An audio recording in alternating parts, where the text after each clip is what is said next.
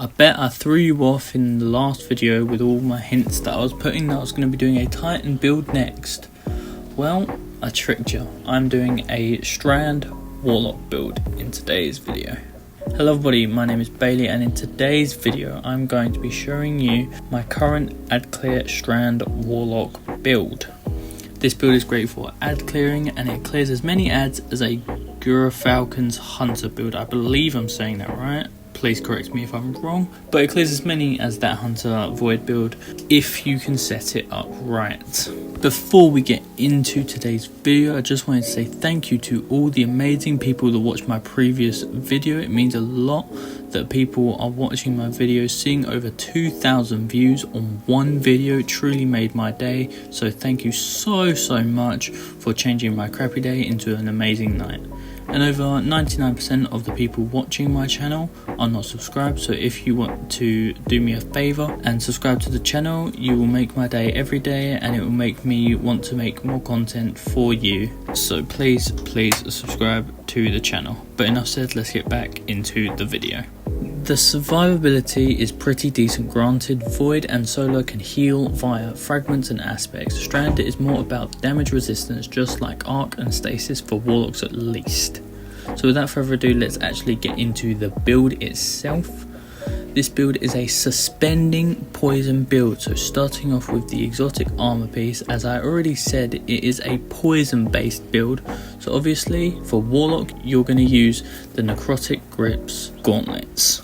Using your melee will give that enemy a poison effect, and then defeating that enemy will spread the poison around to close by enemies, which is just a great exotic anyway. Paired with, you could pair it with a glaive if you wanted. But now going on to the exotic weapons, I have some options. I will go from worst to best recommendations from me, and a good bit of time testing these weapons out, but it's all your preference. You could use other weapons if you wanted, but this is just my weapon preference. The worst, but not awful, Lemon Arc. Now the only reason that I'm saying it's the worst is because it doesn't synergize with necrotic grips. The poison from Lemon Arc doesn't synergize with the poison from necrotic grips, so they don't spread at the same time. That's the only reason that's there, and neither does the next weapon, Monte Carlo. The only reason Monte Carlo is above Lemon Arc is because it gives you your melee back, or your powered melee. It gives you a chunk of it when dealing damage, and then killing an enemy can restore one whole charge of your melee. So you can just poison by throwing your melee and then shoot, get the kill, have a chance to get a whole melee charge back, throw another one. That's the only reason it's above Lemon Arc. After Monte Carlo, my recommendation swaps between two weapons, the Osteostriga and the Thorn hand cannon, only because I can't but pick a first place between these two. They both synergize with necrotic grips, and they both have their own little poison boost anyway, plus they have their own way of reloading themselves automatically. Plus, in the upcoming future, the Thorn is getting its own catalyst, so this build could get potentially a lot better, or it can stay the same, but it's a game changer nonetheless.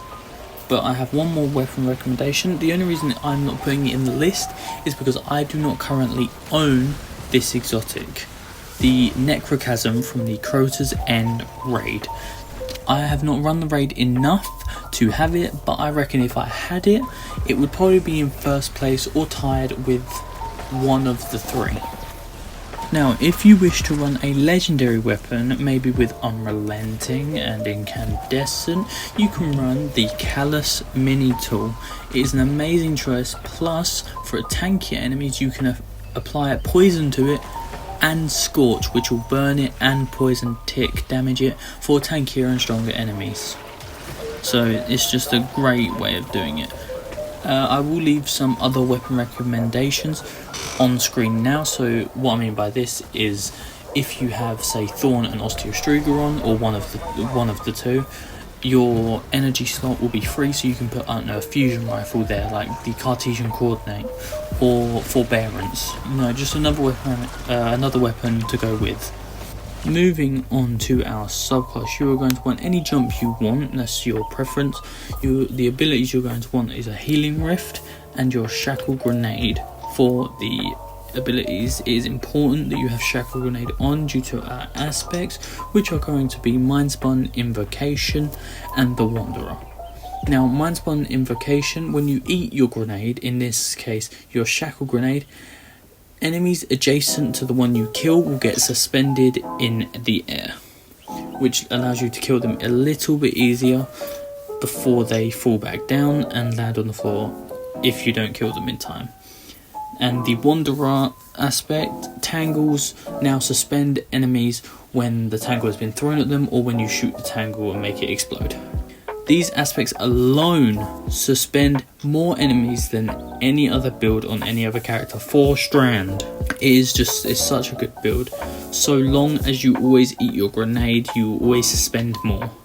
Moving swiftly along, the fragments for your suspending build are going to be Thread of Warding, Orbs of Power grant Woven Mail, and for anyone that doesn't know, Woven Mail reduces incoming damage to you when you have the buff applied. Your next fragment is Thread of Isolation, landing rapid precision hits, admits a burst of Sever. Sever makes enemies do less damage. So you have two things already that allow less damage and less incoming attack damage to you. So you weaken the enemy and take less damage, which is just already a big amount of damage that you're not going to take. Your next one is Thread of Generation, dealing damage generates grenade energy. That is great for getting your grenade back a lot quicker, as you're always dealing grenade energy. Like, you'll always be getting grenade energy with any damage from any weapon, regardless if it's got Demolitionist or you've got Monte Carlo. Monte Carlo doesn't do grenades, but it does melee, so with both of them combined you could have the ultimate build for just melee and grenades. But Thread of Generation is a great one for every single build in the game. And last but not least, Thread of Continuity. Suspend, Unravel and Sever lasts a lot longer as an effect, so with this build it would be Suspend and Sever. The effects of them will last a lot longer on enemies, which is just makes you take less damage and your enemies are always suspended. So it just so synergized already, this whole build. You got Poison, you got Suspend and Sever and less damage. Great. Now, you're going to want mods for this build to make you 10 times stronger. So on screen right now is the list of mods that I use, starting off from your helmet. Now, I'm going to read them out, but if you want to copy them before I read them out, then go ahead. But starting off with your helmet, I'd say Heavy Ammo Finder, Hands-On, and whatever siphon matches your exotic. Heavy Ammo Finder, I'd say, is an absolute necessity. Due to every single build, you're going to want heavy ammo for damage. Hands-on, I would say, is kind of a necessity, considering necrotic grips you're going to be using your melee, and hands-on is based around your melee giving you a bump to your super. And whatever siphon to give you an orb of power on double kills. For your next armor piece, your gauntlets, grenade kickstart to give you a chunk of your grenade back based on how many armor charges you have once you have fully got rid of whatever grenade you've got, whether you eat it or throw it. So having grenade kickstart and then having loads of orbs of power will help you get another grenade back really, really quick. Going down, impact induction gives you grenade energy back on powered melee hits, plus focusing strike, which will grant you class ability energy back on powered melee hits. So you're getting your grenade chunk back and a class ability chunk back straight afterwards with a powered melee hit. So that's three things you're getting with powered melees. Going onto your chest, I always run the same Solar, Arc and Void Resist, but you can change it to add Charged Up to get another armor charge to get a chunk of your grenade back, but I don't do that just because I think it's easier just to run 3 surges, but you can if you want to. Moving on to your boots, I have stacks on stacks to get an additional armor charge instead of Charged Up on your chest plate, but you can run both if you so wish, and it just helps you get back your grenade with grenade kickstart. Now, the last 2 slots, one of them is 100% you need this, it's a necessity mod, is recuperation. It gives you health back upon picking up an orb of power. I'd say this is an absolute necessity for this build. But your next one, you can pick between a weapon surge based on your exotic or whatever power weapon you're using, or you can run another recuperation for more health upon picking up an orb of power.